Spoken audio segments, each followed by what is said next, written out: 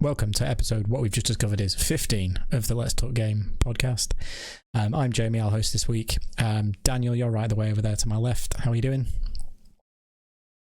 Not that great, but I'll tell you why in a moment. Okay. Intriguing. Subtle nod and a preface. We'll get there. Chunt, how are you, mate, in the middle? I'm slowly waking up. Have a coffee. It's great. Yeah, this is a weird time to do the shows. Like, I've noticed when we've kind of reflected on other ones that we've done, when we can hit it that it's my afternoon and your guys' evenings, we've got a bit more pizzazz and energy. Whereas when we do it at this time, it's always you guys are literally climbing out of bed and I'm ready to go to bed. Like, it's a weird dynamic, but we'll get through it in the end anyway. So this week, a few bits happened. EA Play obviously happened yesterday. We've all had time to catch up on that in some way, shape or form. We want to kind of just discuss where we sit a week after the PlayStation event. We obviously had a special podcast for that last week. Kind of where do we feel things have, the lay of the land's kind of gone in the last week. And Warner Brothers apparently are up for sale. Warner Brothers Games Studio. So who's going to be in the market to buy them? And that should do us for this week, boys. There's been quite a bit going on, but I feel like we can touch all bases in that place. Oh, and Persona 4 Golden is out on PC, so if you've never ever played that game, play it because it's the best in the whole series, bar none. As with every week, what have we been playing? And Dan, I hope this isn't why you're sad. We'll go to Dan first, preemptive, but yeah, take it away. A little bit while I'm sad. So this week I've been playing The Last of Us, continuing to play through the first game, with the idea that yesterday the game was set to be delivered, which the delivery man, he came, but I wasn't home, so he left one of those pickup cards to come and whatever. And normally when they leave those cards, they leave it to pick it up at like a news agency or the post office or whatever, so you can go pick it up. This one, I have no idea why, said, weren't home, we missed you, so we're taking the game back to the depot in fucking Melbourne. And I'm like, you have got to be joking. And It's a Friday, obviously. So pretty much after this, I'm calling the depot and hoping to God that they managed to take the game back there last night, and then I'm driving to Melbourne to go pick it up and then coming back. But it was the most annoying thing because I drove like 7 hours yesterday from work, and I've taken off Monday and Tuesday. I've got 4 days off ready for this game, and if I can't get it from the depot, apparently I won't be able to get it until Tuesday, and which is my birthday, and I've just had this whole weekend just ready, and it crushed me because I was so tired, and I got home and I actually teared up. I almost cried, and it was just the worst thing to come back to. So this morning I'm in this antsy mood to just call these people when it reaches 8:30 and just figure out where it is, and I'm gonna go. But apart from that, Last of Us, I got up to the winter section, and then I played some 2K with my brother last night. But really, it's just been preparing for part 2. And that's it for me. Cool. Chunt? I feel for you. You really do. Yeah, Animal Crossing. I'm still there. I've paid off $1 million bells on my house, and I still have 1,000,001 or something to go. Paid it off. I can't let it go.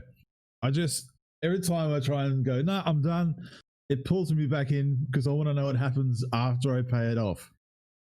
I can't move on. That's my life. That's the end of my story. You no just more need games. your debts to be paid. Yeah, I can't. I need to close that book. I gotta. So no other games, just Animal Crossing. I've tried starting Witcher 3 4 times, and it's like that same conversation I have. I think about how big the game is, and I just don't do it. But I know if I do start it, I'll just forget about that. So I'm going to try this weekend. It's a brilliant game, mate. Like, give it the time of day it deserves. You will enjoy it. If you enjoyed the TV show, you'll enjoy the game. Yeah, I'll just think of Henry Cavill the whole time. That's just literally set aside daily, isn't like it? just 3 hours of time, 3 hours, and force yourself to play 3 hours. And then if you're not feeling it, then just turn it off. Yeah, stop. That's what I stop did. if it hasn't hooked you in like 3 or 4 hours for sure. Well, on to me then. So I played a ton of VR stuff last week. Played a bit more this week, and much like Dan had a sad story, I also have a sad story because the inbuilt earpieces that come with the Oculus Quest is crackling, like on the left ear. You know, I've only had this thing like a week, and it started doing that. So I was like, right, this isn't great. So I tried to get a replacement and just swap them out. Completely out of stock, literally everywhere. So going back for a return, but I can't get another one. So sad about that. I'd been playing Box VR and 11 table tennis. I'm a master at 11 table tennis by now. So once that started happening, I had to go back to just normal video games. So I tried The Last of Us, and this is the second time I've tried The Last of Us, and I got further than I did last time. I hate it. I can't. The combat's just awful. The shooting feels lazy, and the stealth stuff just isn't me. I get really agitated by stealth missions in video games, and an hour and a half, 2 hours into this, it's just stealth. That's it. That's all it is. And as much as I want to experience the story, it's probably one of those games where I'm better off watching someone else play it than trying to do it myself, because I'm just getting frustrated. I want to go in guns blazing. I turned the difficulty right down to easy to see if I could just get a bunch of bullets and just mow through everything. You can't. Even on easy mode, you still get taken out pretty swiftly. So I was like, right, yeah, I think 3.5 hours was my final clock in it, and I was like, I'm out. I'm not doing this. I know it's only a 15-hour game, and I'm a quarter-ish of the way there, and I can't do it. So no more The Last of Us for me. So I went back into Persona 5. Another 10 hours through that. I've just beaten the second massive dungeon in there. It's really good. Like, it's a good Persona game. I know I touched on Persona 4. Like, Persona 4 Golden is outstanding. Like, I'd literally own a Vita to play that game. Except now it's on PC, so you don't need to. But other than that, yeah, not much else in terms of games for me this week. I tried with The Last of Us. I promise I gave it its due. I tried. But yeah, just after all that, wound up back in Destiny for a while. So I've had one character hit soft cap in the pinnacle grind for one character now, and they're doing weekly story missions, which is cool. Played through that this week. Chunt, did you get there in the end? Did you get to you played through last week's, didn't you? Yeah, I did. Well, before reset. I know was it Sunday? Last Sunday we were put, so it was after we recorded. Yes. How do you reckon the season's panning out so far? Oh man, I like it a lot better than the last one. Like, I wasn't compelled at all really to play the last run, but this one seems a lot more interesting and more fun. And the gear is sick. My guy looks awesome already. And the weapons I've got, I'm loving it so far. So I'm keen to do the next story. Yeah. Well, hop on before Tuesday. The same story path that we were playing through together. You do the couple of things and it takes you into the intermission mission. That's changed this week. You go to a different place, there's a different boss, and there's a different piece of story dialogue at the end of it. So definitely worth playing through. So that's the weekly Destiny check-in. I'm quite enjoying it too. Next we'll move to, I think it makes sense while it's still quite fresh for us that we hit on that PlayStation 5 event. We covered it last week in its own episode.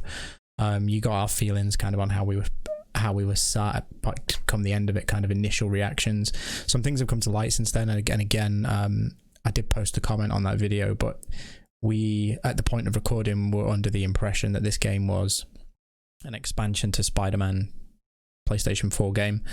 It's not. It's an expand-alone, as has been coined by the industry this past week. So a standalone expansion-esque mix-up or some kind of thing. What do we reckon with that? And Dan, I'll go to you first.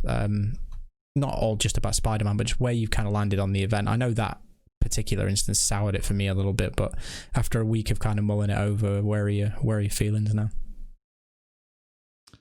Yeah, I'm about in the same position as I was last week. But that being said, my expectations probably weren't like most people's, where they're expecting big things. I think we were talking about it on our chat during the week, Jamie, where, you know, I look at most launches and most launches aren't huge for new consoles. And, you know, Sony are going to have Gran Turismo as one of their launch games. Spider-Man Miles Morales will be one of the launch games, which I think will be, it's a Lost Legacy type game. I think it's going to be like about those American $40 games that they've been trying recently. Sony have with the like Ratchet and Clank and Lost Legacy. And then I think before March at the latest, there'll be another game coming out, possibly Horizon. But they're pretty much trying to replicate exactly what they did with the PS4. And the PS4 had like Killzone and Knack at their launch, and then Infamous Second Son came out in March the following year. So like I think they're looking at it as like a 6 months is their launch window, and that's what they're aiming to hit. And if when the PlayStation comes out, I'll get Spider-Man, absolutely. I'll have my NBA 2K. There was the delay this week for Cyberpunk, so I'll just get that. And those, I don't know how many more games I need to last, because once you buy those 3 games, Cyberpunk's going to last me forever. Spider-Man's going to be an enjoyable, probably 10 to 15 hour game, and 2K is just my go-to. So I feel like I'm covered during that time. I think it'd be nice if Sony had a little bit more for when it was coming out, but I don't think the pitchforks would come out and go after Sony just. That's pretty fair going. Chump, what do you reckon? I'm still like, I just don't really can be bothered to be honest. I understand why people like it, and I've had a lot of conversations online with people after the fact. They're happy with it. The jokes are still going, even at work, about the console look. I still have my feelings about the look of it and how it's not going to fit really anywhere. And cleaning it is going to be a thing. And I don't know. I mean, I was a late adopter to the PS4 anyway, so I'm not in any rush. But this one didn't do any favors for me as a person who's not already invested in wanting to jump on. The one game that I was really, well, 2 games really, was Godfall and that Spider-Man. Godfall's eventually come to Xbox anyway, and the Spider-Man game might, maybe, I don't know, coming to PS4 anyway. Who knows? So I'm in no hurry. Spider-Man. Oh, yeah, the Miles Morales one. Yeah, it's by Insomniac. They got bought out by Sony. Yeah, but it'll still come to PlayStation 4. Yeah, that's what I'm saying. Okay, sorry. Yep. No, you're right. So, I'm in no rush. If I ever do come on board, it'll probably be when there's like a slim model and 5 years later or something. Who knows? Might be much bigger. I've soured on it a little bit, to be perfectly honest. We've been speaking all week about it, and I think that the launch SKU, fair enough. Like, I get what you're saying, Dan. Like, launches don't typically have a bunch of amazing games. But if all they're going to launch with is Gran Turismo and the Miles Morales Spider-Man game that's probably going to come to PS4 as well, that's a bit outrageous to me in terms of how they've marketed everything and going like, you know, we believe in generational leaps, and then your flagship is likely going to come to PlayStation 4. And again, this is all speculation. It's that point where you go, do you think that Insomniac have made this expand-alone of Spider-Man that they're then not going to put in front of, what, 110 million install base for the PlayStation 4? You know, and Spider-Man had a great attach rate on PlayStation 4, so if you're going to make that, you're going to put it in front of those people, right? So when you look at it like that and you go, okay, you're making this big song and dance about next gen being a generational leap, and you believe in generational difference, and you're going to start your generation from first parties with nothing but Gran Turismo as an exclusive. I was like that's a bit weird. Again, I'm in a different position to some people, Dan, as you highlighted. You know, like your brother couldn't play Godfall on PC, you know, so that's something, if it comes out, it's an exclusive, it's got timed exclusivity, etc. Cool, that's another exclusive to have in the bank. I'd be interested to see where Demon's Souls lands as well. That didn't get given a date either.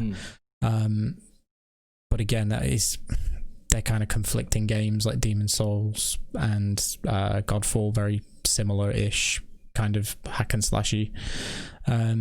So yeah, I've soured a little bit on it. The design of it, I love it. I actually quite like it. It fits my office aesthetic beautifully. So yeah, all in digital version. And again, price is something that's come up this week, which I think is probably we can touch a bit more on.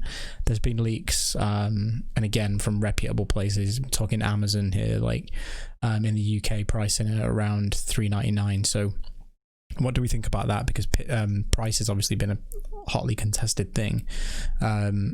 Any thoughts on what that might mean for the market going forward? Was that for the digital edition, or was that just digital? $3.99. Yeah, I mean that sounds about right. But and with the disc version will be no less than $100 more expensive. No, $4.99. It was $100. So they're saying $3.99 for the digital, $4.99 for the disc. I can see it only because I think for some reason consoles manufacturers don't want to sell their consoles at like $5.49 or $4.49. Like maybe it just doesn't have a right ring to it, or doesn't look as good on a poster. But I can see that, and with currency at the moment as well, with all the COVID stuff happening, I just don't know, especially over here in Australia. I just don't know how it's going to affect our prices when these things come. Well, I just don't know what. So for people that might be watching from across the ponds, when the PlayStation 4 came out, it was in America it was $3.99, and over here it was $5.50. And that was no bundles or anything. That was just how it came. So you're looking, I'm not sure if we're looking at that same discrepancy or if it's going to be larger because of the dollar right now. But I think that from everything that these boxes can do, I think that's a pretty fair price to get those. Yeah, more than fair. Yeah, that'll be the main thing. But we've got options to focus on, like EB Games, trade-in deals. You know they're going to have them. Where trade in your previous consoles and a handful of games or whatever, and you can get a better price. How many digital editions are going to be out there, though? I don't know. I mean... Are EB Games going to sell digital editions? Yeah, that's a good point, hey? Why would you sell...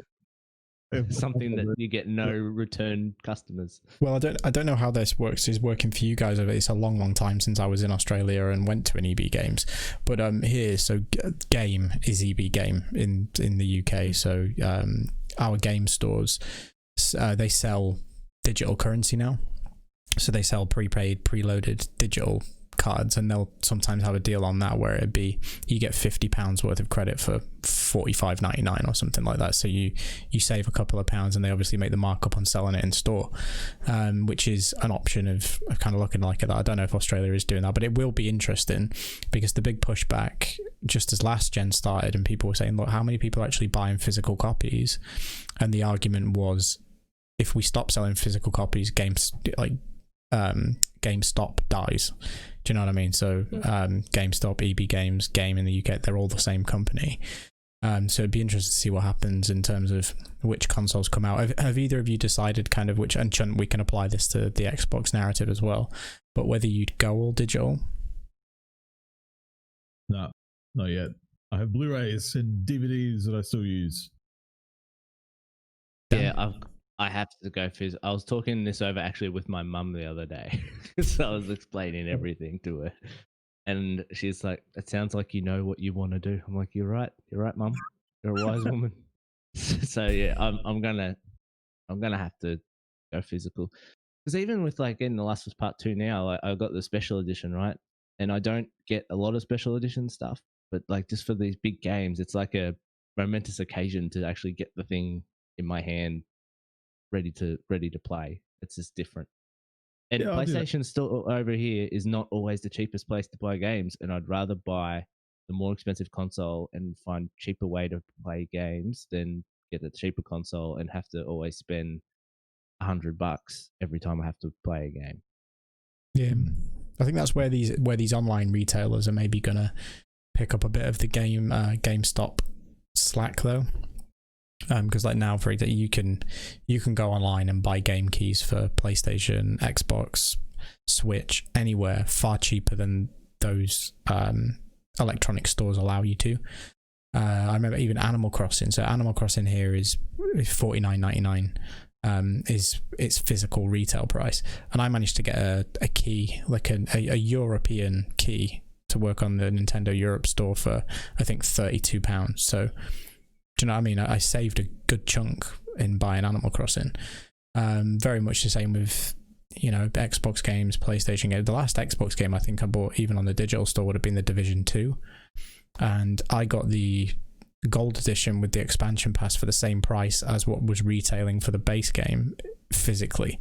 So there's ways about doing it. It's just that these online stores are going to take the kind of candle that the physical editions get. I mean, I get exactly what you're saying, Dan. I say I lived that life for 5 years. They're trying to find where's the cheapest place to get games in Australia, because they're outrageously expensive.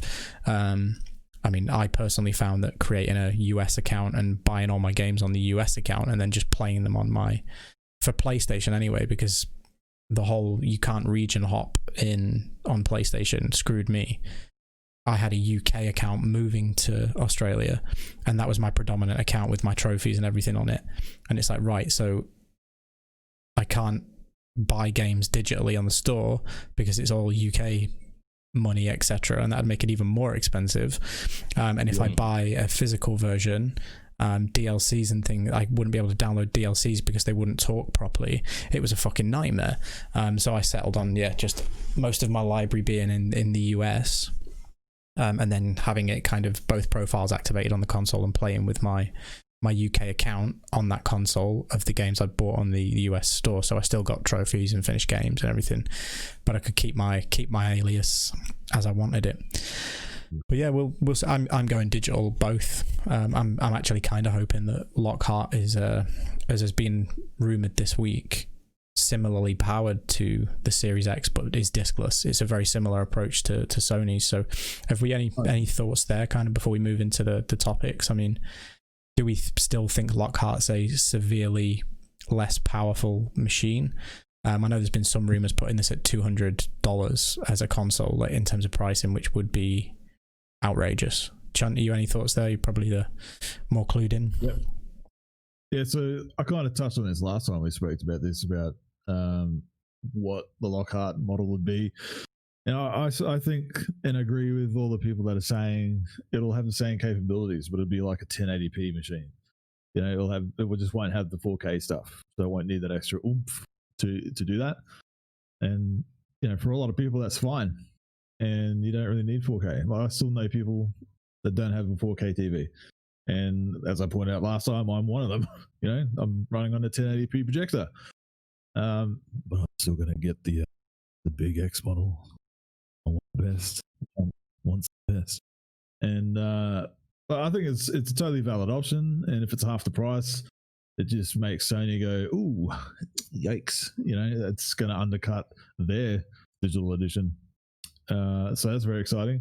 And just to throw on top of your digital game talk, I saw EB Games, they are selling digital stuff on their site, and the Beyond Light Destiny DLC, you can buy a Stranger Statue Edition, and it comes with the expansion. It's like a little Stranger statue thing. I was like, oh, that's pretty cool. Like, you buy an expansion, then you get like a little statue for it. That's pretty neat in its digital code. But yeah, my thoughts. End of. Done. Dan? Yeah, I'm gonna stick with my prediction with the Lockhart stuff. However, I'm starting to second guess myself. So my prediction has always been they're going to announce the Lockhart, which they'll call a Series S, and then they'll announce it to come out next year. It won't be as powerful as the Series X. It'll be sort of a midpoint between a Xbox One X and a Series X in terms of power. So it won't just be a discless version. It will be a discless console. It'll be digital, but it just won't be as powerful. And it'll basically, they'll stop the Xbox One S consoles. They'll stop manufacturing them, leaving the Xbox One X as the lowest entry point. And then you'll have a Series S for people that want to just do digital stuff, and then a Series X at those price points. And that will make Xbox have two consoles that will be cheaper than PlayStation. And then PlayStation will have that middle ground with the digital. They'll have PlayStation 5, which will probably be the same price as the Series X. And that's my prediction. And we'll see what happens in the next couple of months. Do we think Series X will try and price itself against the digital edition of the PlayStation, or against the physical? Physical. They'll undercut. I'm inclined to agree, John. I think the physical version will cost what the digital version of the PlayStation costs. I think the Series X will compete with the digital version, just because they can afford to do it, and they want to literally buy back as much market share as they can. They've indicated that as much. Like actual people within the Xbox brand have said, look, we need to buy back the market share. We need to earn it back, but we need to buy back as much as we can as well. So interesting times ahead there anyway, to see what kind of comes up. One little bit, Dan, you said to me before we started, was there something that we were missing? I think you touched on it in terms of Cyberpunk being delayed. So disappointing in a way, but then maybe not in some others, because you've both separately said to me this week, that now means that I'm just going to play it on next gen, and that's great. That means I've got a game to play of that quality by that studio at the start of the next generation, and I agree with that sentiment. So you're both happy to wait till next gen for it? Yeah, I was going to anyway. I was just going to buy it so I could have my copy, and then I was just going to wait. Yeah.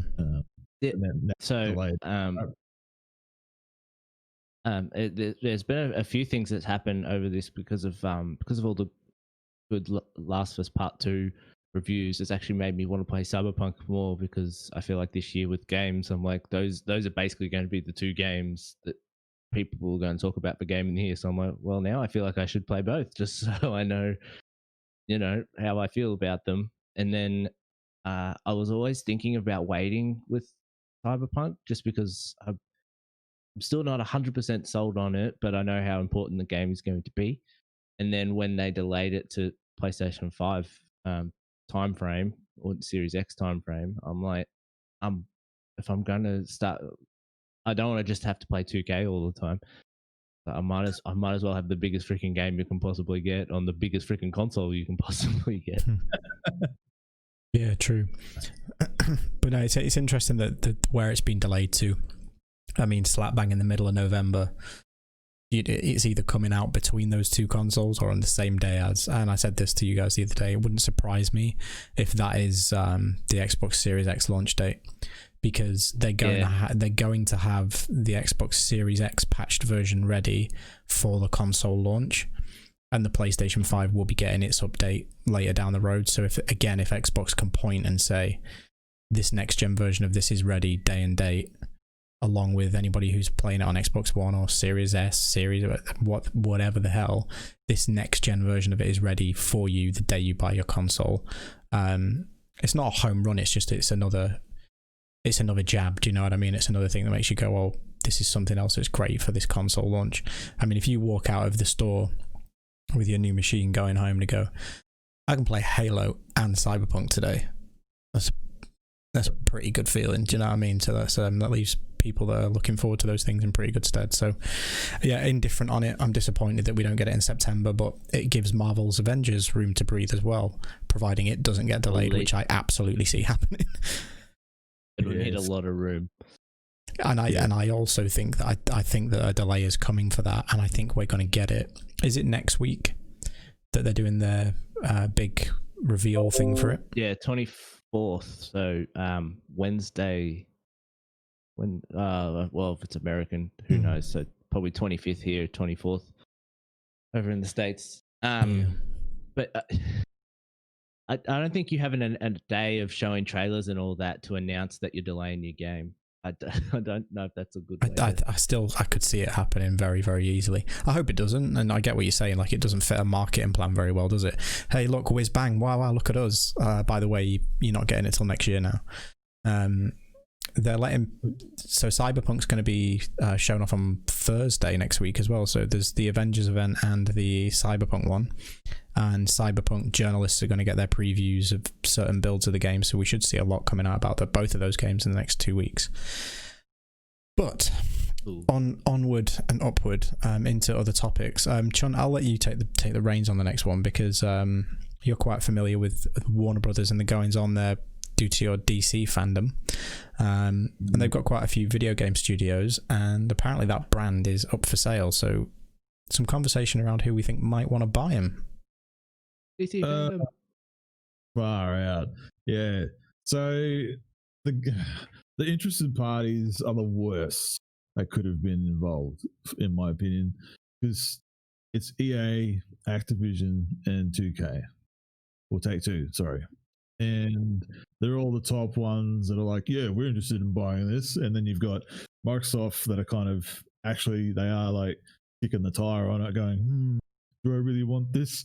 You know, God damn, my Xbox fandomness, if Microsoft picked up all the WB interactive game studios like Rocksteady and Avalanche and Monolith and all that stuff, that'd be friggin' mad. But it's $4 billion, $4 billion, which is like Mojang money. And Minecraft is a lot bigger than any of those games that they've put out, and all the games that those studios have put out for Warner Brothers are Warner Brothers IP. So what value do they have besides pedigree to carry over to another company? You know, you can't take Batman with you, or Lord of the Rings. You know, you can't take any of that with you. So that's the argument where I don't think the $4 billion is valid as far as price, besides Mortal Kombat, which is the other one. NetherRealm's included in that. And I still understand that Warner Brothers, that NetherRealms holds the IP for their bread and butter, you know, you would imagine. So that's worth a bit. And Mortal Kombat's never been bigger, really. Like, it's the biggest it's ever been. So it's very interesting. Like, I could see a world where Microsoft were like, yeah, bugger it. You know, there's 3 extra massive studios that we can throw some IP at, and they're very talented. Rocksteady alone is just a get, besides NetherRealms. When you look at the fidelity that NetherRealms puts out, just they're the sole company, the sole developer that are like keeping fighting games relevant and justifiable. You know, they're the only ones that are kind of raising the bar as far as how you can make a fighting game relevant and fun and cinematic and production value. All the other ones are just kind of just a fighting game. You know, there need to be more these days.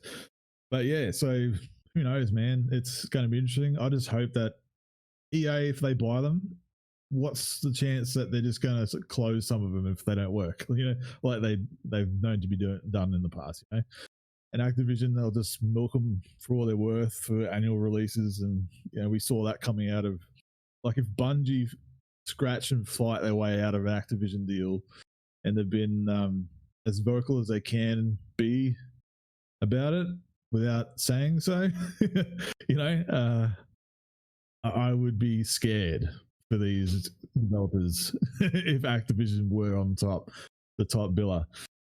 Yeah, look, I don't see a lot of good things coming out of this with the people that are really on top billing for buying for it, but who knows?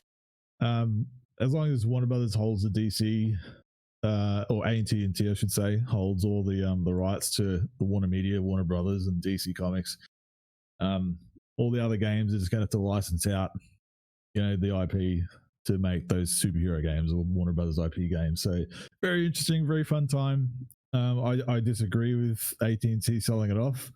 Yeah, they've got a $200 billion debt to pay off, but $4 billion, that's not much of a dent against 200 billion. So I would think you would leverage your game studios to like try and just make some of that money back somehow. But yeah, big news. That's my input. Next. Dan, do you have any considerations for who might be in the run to peck them off? So I've gone through this. I'll break it all down. You know, in terms of your major publishers, ones that are considered major publishers are Sony, Apple, but yeah, no, I don't think they would get bought by Apple. Microsoft, Activision, Google, and EA. Take-Two is still considered like a mid-sized publisher, but we know with the different studios that they own, they're earning. They've probably grown since even what I'm looking here. You know, I feel for you, Chunt. I have that same fandom within me, being like, wow, wouldn't that be amazing? You know, I said to you during the week, like, imagine if Sony had Spider-Man and Batman. Like, you know, it would be so much fun. But I don't see if Warner Brothers Interactive are looking for $4 billion, or Warner Brothers are looking for $4 billion. It's just such a huge purchase. Like, and to make some like valuable comparisons, Mojang, when it was bought for 2.5, and when Sony bought Insomniac last year, it was for 750 million. So this is a huge one, which, seeing how lately Microsoft have been acting, because you got to remember when Mojang was bought, that was part of a whole different outfit. Like, it wasn't quite Phil Spencer at that point, was it? Yep, it was early on. Quite, yeah. But so with all these developers that they bought recently, which is like Undead Labs, Playground Games, Ninja Theory, Compulsion Games, they're all relatively mid to small studios. Like, I know Ninja Theory, for instance, had like 20 people at their studio.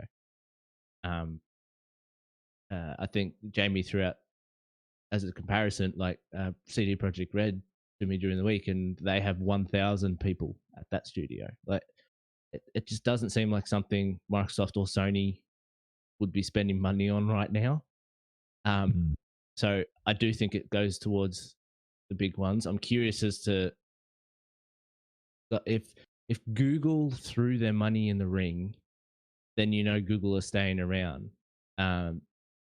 But I don't think they necessarily. I think they're hit and miss at the moment whether they're going to stick around or not.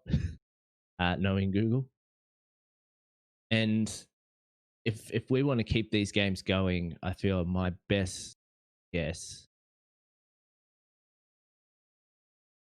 be EA, because I feel like actually, no, I'm changing my answer. I'm going Take-Two, because we know they do like buying studios. There was that report that came out a couple of weeks ago where they were working with that small developer and then they told the small developer, we're not publishing your game, and then they sent emails out to all the developers of that studio saying, come work for us, after they just killed their game and basically killed the studio. And so Jesus. I think Take Two may be your best bet. Although they seem like a bunch of horrible bastards as well. Yes, they do. I don't think any of these guys seem like happy-go-lucky people, but I think Take Two's your best bet. I don't think either of you have swayed my opinion either any way, to be honest. I don't see who could possibly buy them for that kind of money. As Chunt, as you said, it's a lot of money. That's a silly amount of money. I think a more sensible way for them to do this would be to break the group up, to break the group of studios and say sell NetherRealm and then sell Rocksteady and break them out, rather than selling it as kind of a, we want someone to just take this department off us of game studios and do what you want with it. Like, I think it makes more sense to go, hey, how much is Mortal Kombat as a franchise worth? You know, you get the studio that's going to build you it, how much is that worth? And then you turn around and go, oh, hey, Rocksteady built the Arkham games, how much is that studio worth? And do it piecemeal. A lot of wiggle room, breathing room to be had around this story. I don't think a quick sale is going to happen. I don't think we see anything happen maybe for a year re Warner Brothers, unless Microsoft turn up next month and go, oh, by the way, we've got a few more companies to add to this ever-growing Microsoft Studios, and they list them all. It's not beyond the realms of possibility. Do you know what I mean? Phil Spencer could have a few mic drops up his sleeve, but I agree. I don't think either of the first parties are sensible choices here. And EA and Activision would be criminal, and it sounds like Take Two would be just as criminal, to be perfectly honest with you. So, yeah, watch that one as it develops. Definitely a bit of a weird one. Someone else who had a sorry, go ahead. Sorry to interrupt, but I just wanted to point out it was very strange that this rumor came out the same week that DC fandom was announced for August, with all their DC properties, and talking about these possible announcement of DC games coming, with Montreal, possibly Rocksteady. Very weird week for all that to come out. Yeah. Well, you know, this is just them putting it out there, and it just leaked somehow. Like that, someone internal was like, "Ooh, they're thinking about doing this." You know, like a lot of about how they can make money back and sell assets, and so for all it could be is just this news article that blew out of nowhere, and they just might not end up selling. You know, until at the top they might go, you know what, these we've got a good thing going here, we might just hang on to it, and it's all just bullshit. But yeah, you're right, Dan. This DC fandom coming up, I'm taking the day off for it, and I can't wait to see what the announcements are and see what new games are coming out, if any. Yeah, I think it's probably more likely to be movies and TV shows than games, but be interesting to see if there is anything there. Maybe that's where we finally get the Batman Court of Owls game reveal, potentially.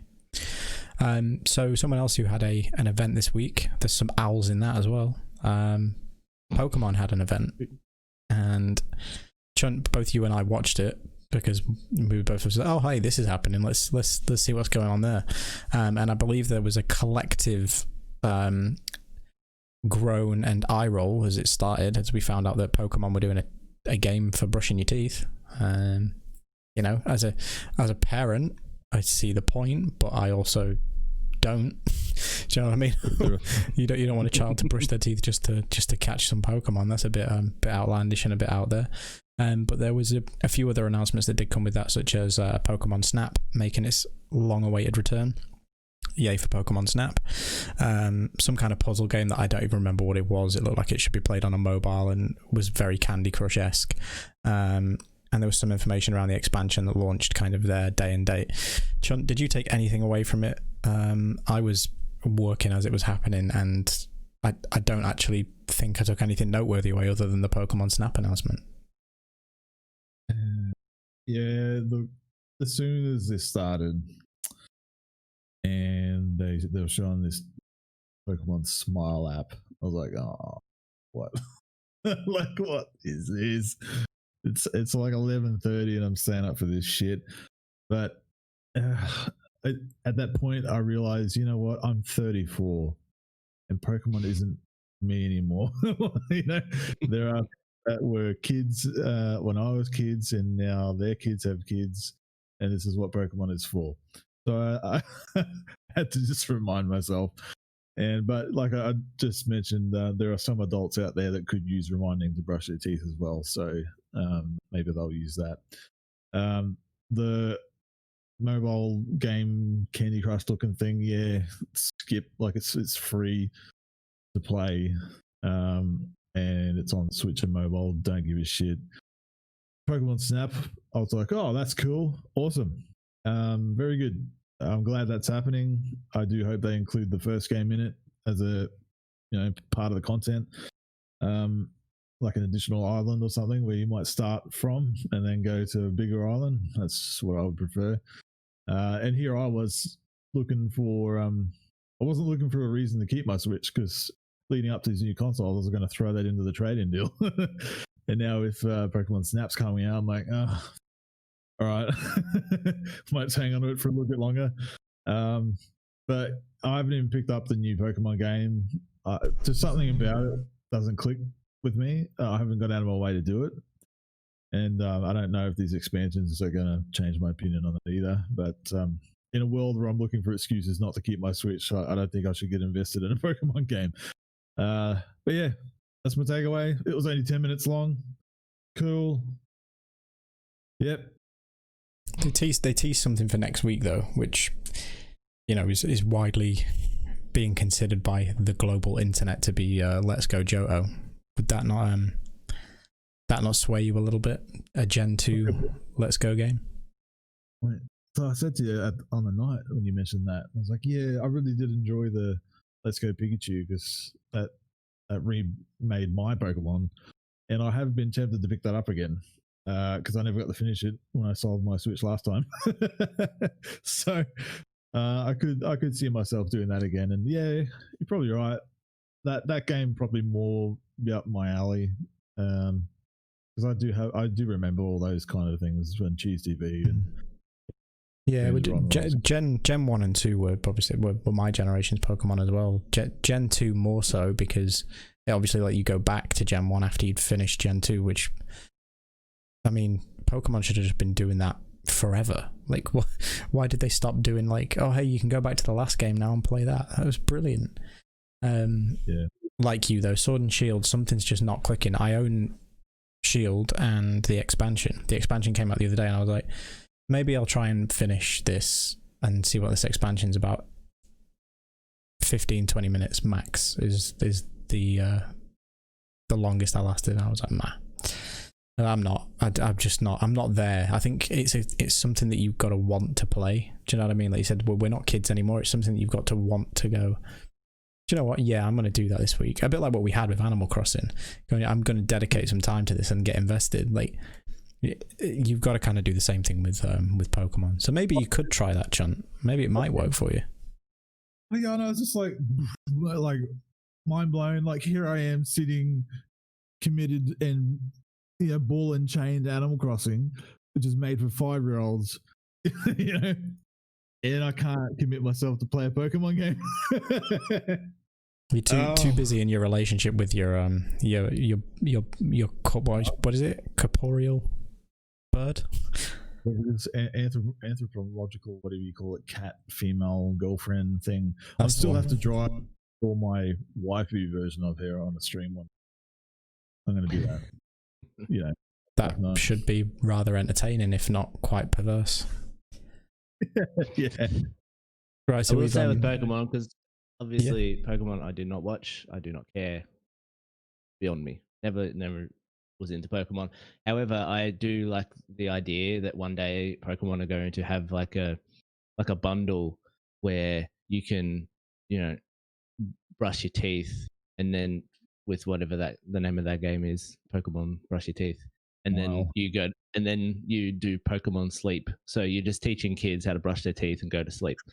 And I'm just telling you, and I don't know if this is a segue or not for you, Jamie, but I with the reveals and announcements this week, I hope next week lots better with Cyberpunk. And Yes, the didn't provide a segue. The last thing we've got to talk about this week is or maybe you would have in your brain, but it didn't register for me. Is the EA Play event, which happened this time ish yesterday. And wow, was that underwhelming. I haven't fallen asleep during a video game press conference for a long time. I'm usually getting up to watch them, and yeah, bad form EA. I took nothing away from it. Do you know what I mean? Like this, I did and I felt the rest of the internet do this. I groaned and rolled my eyes back into my head when I saw this Rocket Battle Royale-esque Fortnite-looking piece of shit that they're putting out, and I was just like, I don't care. I don't care about any of this. The Star Wars game looks pretty cool, but aside that, they basically went, all our new shit's coming soon. They're working on next gen stuff, but everything else is just pretty much as you expect for this year. So Dan, you briefly caught up on it just before we started, so it's fresher in your brain than it was my sleepy eyes last night. What did you take away? Well, I didn't even get to watch the whole thing in the end. But so I was basically just trying to skim through and just essentially watch the lead in. Like when these things happen, there's always like a lead into a game. So I'll listen to the lead in and then I'll watch the actual game. There was a lot of talking, like a lot of people's heads just describing games. And I'm like, this is not why you have a video format. You normally would show something at this point of a conference, and it was just a lot of talking heads. Even at the very end with the skate stuff, like, oh, we have one more thing. 2 people talking about a game. Thank you for watching. I'm like, what was the point of it? Like, these are all separate announcements you could have broken up to be close. Like I get the like you could have just done the Star Wars game because it's coming out October 2nd, and that could have been like bang, and here's the gameplay and here's what you'll be doing. There's a 5 to 8 minute video, and that's all they needed to do. I don't know what they gained from putting this whole production together. Sorry, that's a really quick cutoff, but that's all I got to say. Chunt, what's your thoughts? Look, if this is all EA has as their best to put forward, I'd be concerned. I did audibly groan when Shitface was the first person that you see on screen who, the guy that popularized and created the pay to win model and microtransaction shit. The Aussie dude at the start, I was like, go away. Don't want to see your stupid face. Just show me the games. Don't preach to me about how much you care about shit. Fuck off. You don't give a shit. And anyway, they move on to the games. I'm like, yawn, not interested. You've got Apex, cool. Never gave a shit about it. And now you've got another game that's in direct competition with your own game. Well done. With that Battle Royale shooter rockets thing. Cool. Whatever. Then they had the EA Originals part, and I was like, ooh, this could be quite interesting.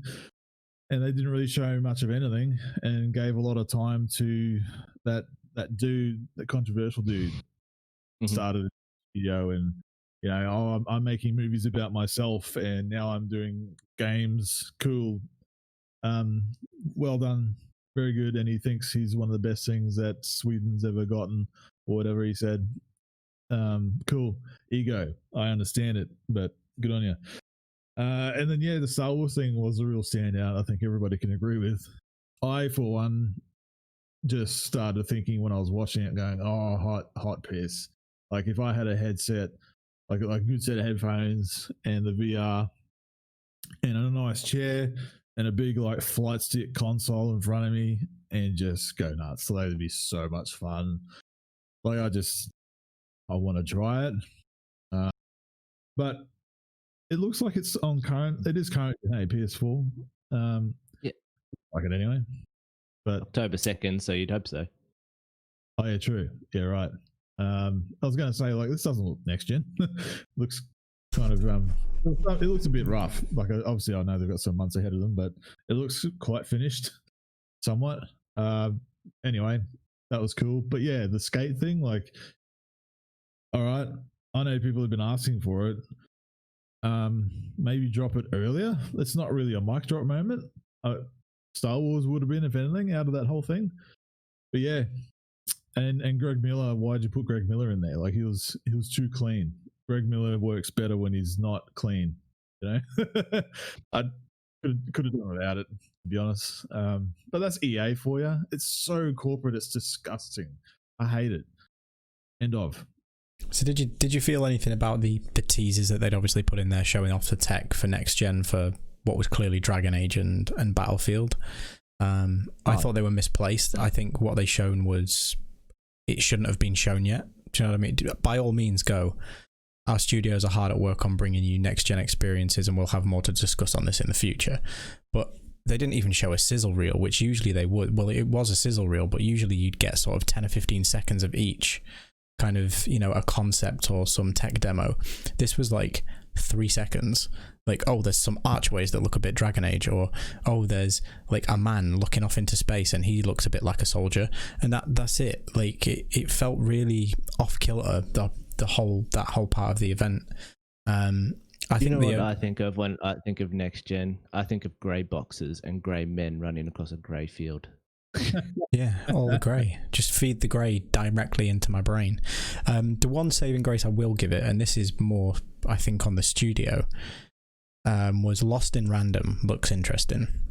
Like, that was one of the EA originals, Chunt, and you jogged my memory, because the EA originals bit was probably the standout part, except from the self-indulgent, you know, what, it's 6 minutes kind of mini documentary that got thrown in there for no reason. But yeah, Lost in Random looks pretty cool. I like the concept there. The art style looks very nightmarish, crossed like fantasy, you know, high kind of fantasy, but comic booky. It was very unique. I don't think I've seen a video game kind of be developed in that way before. And the whole you know, leaving it to luck, so the roll of a dice. So the whole game does seem as if it would be random every time you played it. I'm quite interested by that. So it's good to see the EA, for all the bad that they do, they are pumping money into these little studios that can produce this stuff. And whilst we sorry, Dan. I was just going to say, with those originals, the only thing is, you know, the main EA originals they've released in the past, like Unravel and Unravel 2, and With a Way Out. I feel like with those, when they released trailers for those games, like, I immediately understood what the game was. Like, With a Way Out is this 2-person prison break film, and with Unravel, it was this platformer with using the yarn to scale across a world, a realistic looking world. Whereas I don't think, looking through those originals today, I quite got what the gameplay would be and what you're doing in the games. Didn't show you much. No, but that's all I would say. But yeah, good on originals. Yeah, it's nice to see them doing it. And I think whilst we're piling on the albeit, you know, shallow amount of EA praise here, that there's one other thing that you do have to give them kudos on, and that is the all-in on crossplay.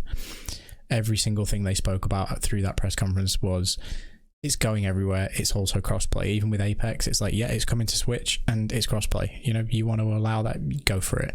And I hope that we see this with the sports titles, not just from EA, but from everybody else as well. Dan, I'm sure, you know, 2K having a wider pool for someone like you is better as well. Now you're an online champion master basketball player. And for me with FIFA, it's the same thing. Like, Ultimate Team's great. You know, I played FIFA on PC this last year, and the Ultimate Team experience there isn't as good because the marketplace isn't as saturated, and, you know, there's not as many people playing on PC. So having like things like that just exploded, you know, cross-platform with everything is going to be brilliant. So hopefully they do bring that there. It's good to see that they're advocating for it, and I think if it's going to become universal, EA, Activision have started, obviously, last Call of Duty's crossplay. EA are doing it, Activision are doing it. Bungie confirmed that Destiny will be hopefully fully crossplay next year. Microsoft are well behind it. Sony kind of have been left.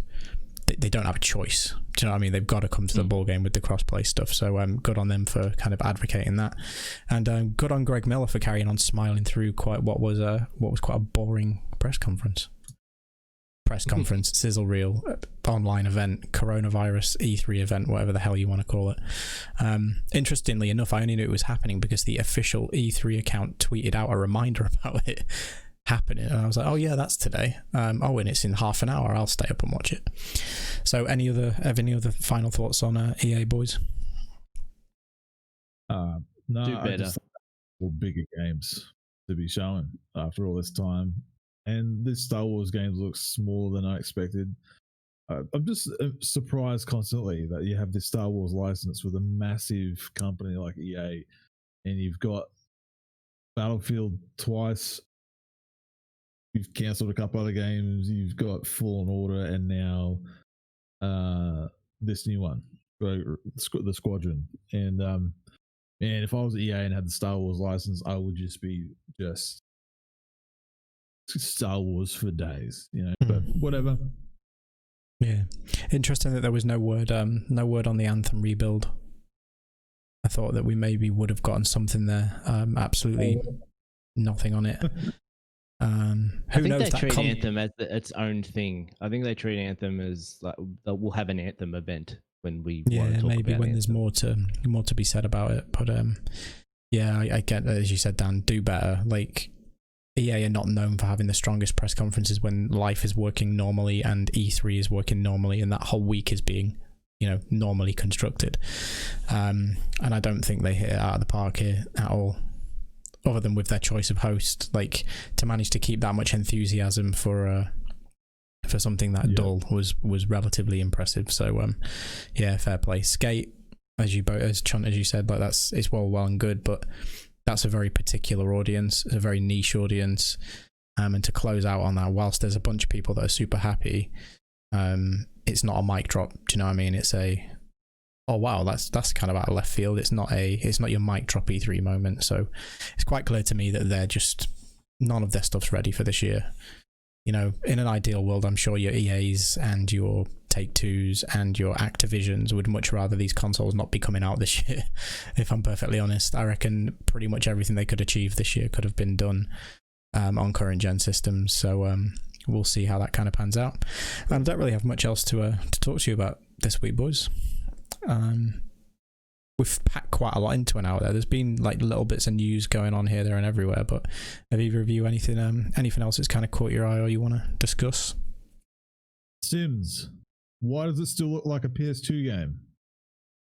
Because reasons. I couldn't believe it works on everything. This did. Yeah, I know it works on everything.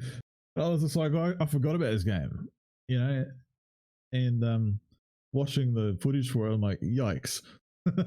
All right. Yeah. Cool. The Sims is The Sims, and they talk like in their own language. Gobbledygook. Nothing else to add. No, well, I hope you get to play The Last of Us, Dan. I will be crying this time next week. Hey, But an argument for a digital game. Hey. Yeah, if ever there's been one. it is, except I spent $132 on this freaking special editions. I don't know. I just don't know. See what you can achieve, and if you can't, tell them to return it to the sender, get a refund, and just buy it digitally. Yeah, well, it's that, or just go JB and buy the basic version, which is like $69 or something. Yeah, or do that. So. Either way, knowing Australian internet is probably quicker for you to drive to JB, get a copy, drive home, put it in, and play it than it is to download what I'm assuming is an over 100 gigabyte game. Yes, correct. Right, well, then hopefully you get there, mate. Enjoy your time with that. Chunt, put Animal Crossing down for the love of God, and play something that's not like here on a Nintendo Switch Lite. Give your eyeballs a rest. 4 hours of Witcher. Witcher yes, 3 on 100. Commit to The Witcher. Commit to The Witcher on your 100-inch monstrosity, and we're not talking about your penis. And on that note, Yes, my name is Jamie. Dan's over there on the left. Chunt is in the middle. Thank you for joining us for another episode. 15 in the bag, 16 if you count the extra PlayStation 1 last week. Not a week missed. Look at us go, boys. Well done us. We did it. See you next week. Good job. Bye.